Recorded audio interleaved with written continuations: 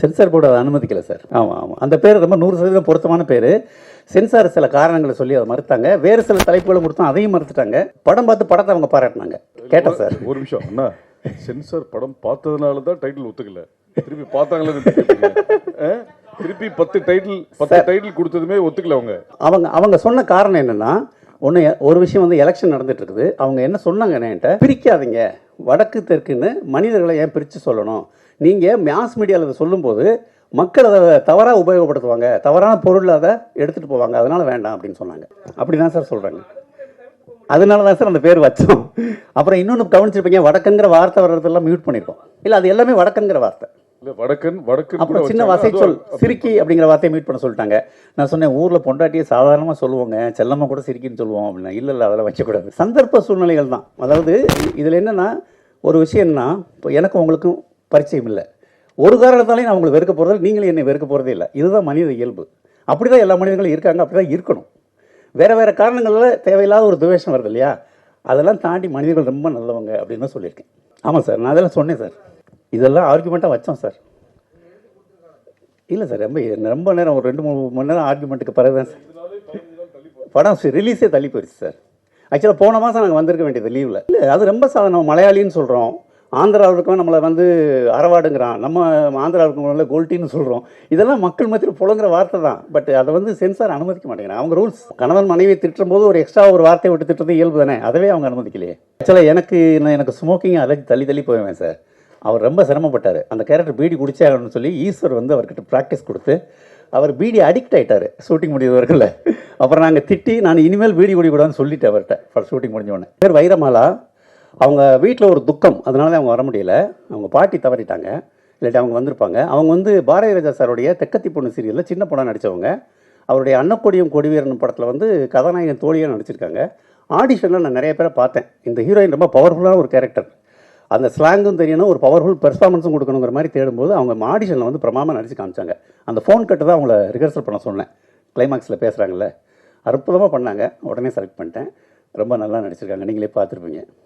பிடிச்சிருக்கு சார். அதாவது என்ன சொல்கிறது, பசிக்கு ஏதாவது சாப்பிட்டு தானே ஆகணும். நான் நினச்ச ஒன்று என்ன வரல. பட் இது என்னென்னா, ரயிலுங்கிறது ஒரு குறியீடு. படத்தில் ரயிலே இல்லை. எதுனா, நார்த் இந்தியன்ஸ் இங்கே வர வட இந்திய தொழிலாளர் முழுக்க ரயிலில் வந்து சென்ட்ரல் இறங்கி தான் தமிழ்நாடு முழுக்க போகிறாங்க. ஸோ அவங்களை கொண்டு வர வாகனம், சோர்ஸ் ஆஃப் கம்மிங் வந்து அதுதானே. அதனால் அவங்க வருகை, வட இந்தியர்கள் வருகை வந்து ரயில் வழியாக தான் இருக்குது. அப்புறம் வட இந்தியர்களை ரயிலை விட்டு நீங்கள் பிரித்து பார்க்க முடியாது. அவங்க பெட்டியில் உட்காந்து சமைச்சாலும் சாப்பிட்டுட்டு இருப்பாங்க. ஸோ அதனால் ரயிலுங்கிறது பொருத்தமான டைட்டில். இதை வச்சவர் வந்து டைரக்டர் லிங்குசாமி சார். அவர் தான் சொன்னார், ரயில் வைங்க நல்லாயிருக்கும் அப்படின்னாரு.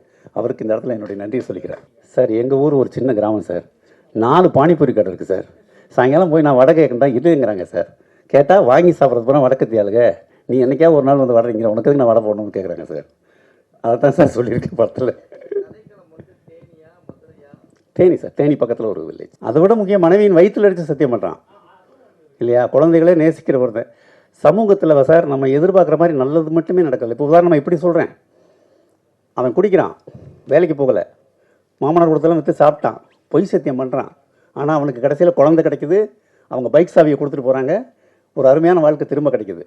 ஆனால் அந்த வட இந்திய நீங்கள் வந்து வாழ்கிறான், சின்சியராக இருக்கான், மனைவிக்கு பணம் அவன் அணியாமல் செத்து போகிறான்.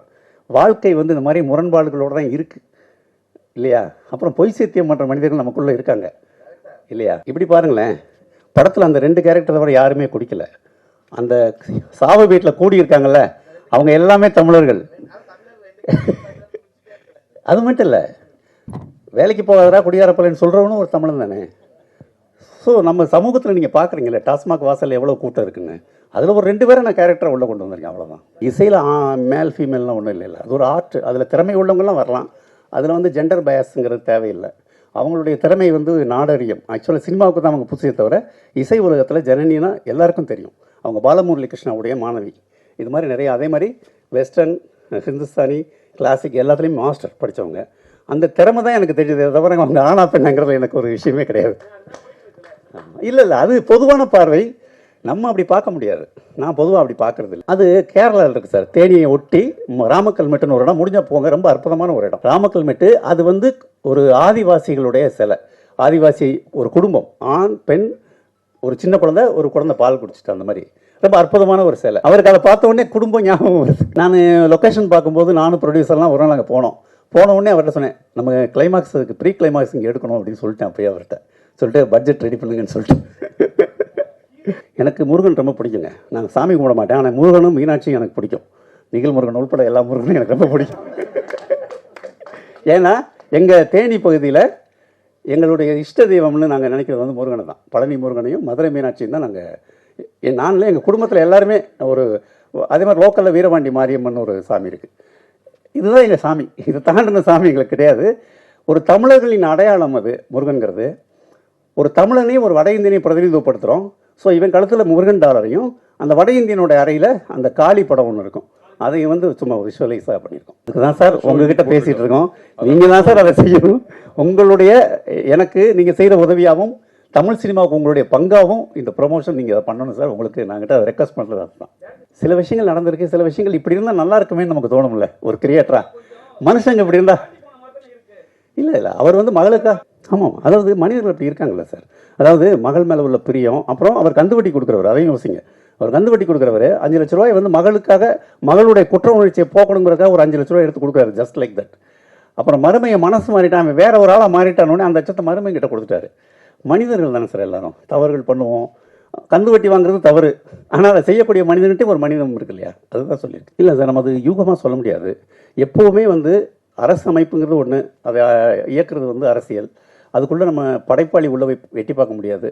பட் அவங்க சொன்ன காரணங்கள் இப்போ நான் அவங்ககிட்ட சொன்னேன், அந்த காரணம் தான். அதை தாண்டி நம்ம அவங்ககிட்ட ஆர்கியூ பண்ணுறதுக்கோ இப்படி இருக்கலாம்னு அசியூம் பண்ணுறதோ அது வேண்டியதுன்னு நான் நினைக்கிறேன். அது ஒரு அந்த படத்தில் இந்த டைலாக் கொடுத்தீங்களே, இந்த படத்தை ஏன் கொடுக்கலன்னு கேட்டாங்கன்னா அந்த இதையும் கம்பேர் பண்ணாதீங்க. இந்த படத்துக்கு இந்த ஸ்பெசிஃபிகேஷன், இதை ஃபாலோ பண்ணீங்கன்னா இந்த சர்டிஃபிகேட், ஃபாலோ பண்ணலைன்னா இந்த சர்டிஃபிகேட் கிடையாது. இதுதான் அவங்களோட. ஆமாம், அது கிட்டத்தட்ட ஒரு கோர்ட் தான் சார். ஆமாம், பவுடர்னு ஒரு படம் நாங்கள் சென்சார் பண்ணும்போது, பவுடர் நான் நடித்த படம் பவுடர் சென்சார் பண்ணும்போது அவங்க சொன்ன விஷயம், மனுஷக்கறின்ற ஒரு விஷயத்தை காமிக்கிறீங்க, மனுஷக்கறின்ற ஒரு விஷயமே கிடையாது அப்படின்னு சொல்லும் போது, அதுக்கு 1 மாதம் முன்னாடி தான் கேரளாவில் அது மாதிரி ஒரு சம்பவம் நடந்தது. பேப்பர் கட்டிங் காமிச்சோம். ஜப்பானில் நடக்குது அப்படின்னு சொல்லும்போது, ஜப்பானில் நடக்குது எப்படி இந்தியாவுக்கு வர வாய்ப்பே இல்லைன்னு சொல்லும்போது நான் சொன்னேன், நான் அந்த சென்சார் இதில் இருக்கும்போது, சைனாவில் இருக்க கோவிடே இந்தியாவுக்கு வரும்போது ஜப்பானில் இருக்க மனுஷக்கறியே வராதுன்னு சொன்னோம். ஒன்று அவங்க சொன்னாங்க, இது கம்பேர் பண்ணாதீங்க, இந்த படத்துக்கு என்ன உண்டோ அது பேசுங்க. இன்னொரு விஷயம் சொல்கிறேன், வடக்கன் ஒரு படம் மலையாளத்தில் கேன்ஸில் ஃபெஸ்டிவல் ஆகிருக்கு, ஃபெஸ்டிவலில் ஸ்க்ரீனிங் ஆகிருக்கு போன இந்த மாதம், வடக்கன்கிற படம் அந்த டைட்டிலோட. அதை சொன்னேன், பட் அது வந்து சென்சாருக்கு வரல, நேராக ஃபெஸ்டிவல் போயிடுச்சுட்டாங்க. எல்லாத்துக்கும் பதில் இருக்குது சார். ஆமாம் சார், அந்த டைட்டில் கிடைக்கிறது வருத்தம் எல்லாருக்குமே இருக்குது. அவங்கள மாதிரி ஒரு பத்திரிகையாளன் சார். நான் வந்து ஆனந்த விகடனில் 97லேருந்து 2001 வரைக்கும் வேலை செஞ்சேன். அதுக்கப்புறம் சீரியல் எழுதினேன், வெற்றி ஒலி கோலங்கள் மாதிரி சீரியல். அப்புறம் திரைப்பட எம்டன் மகனினுடைய முதல் படம் வெண்ணிலா கபடிக்குழு, நான் மகன் அல்ல, அழகர் சாமியின் குதிரை, பாண்டிய நாடு, ராஜபாட்டை மாதிரி படங்கள் சுசீந்திரனோடு சேர்ந்து வேலை செஞ்சேன். ஸோ அதனுடைய அடுத்த கட்ட வளர்ச்சியாக இந்த படம் பண்ணியிருக்கேன்.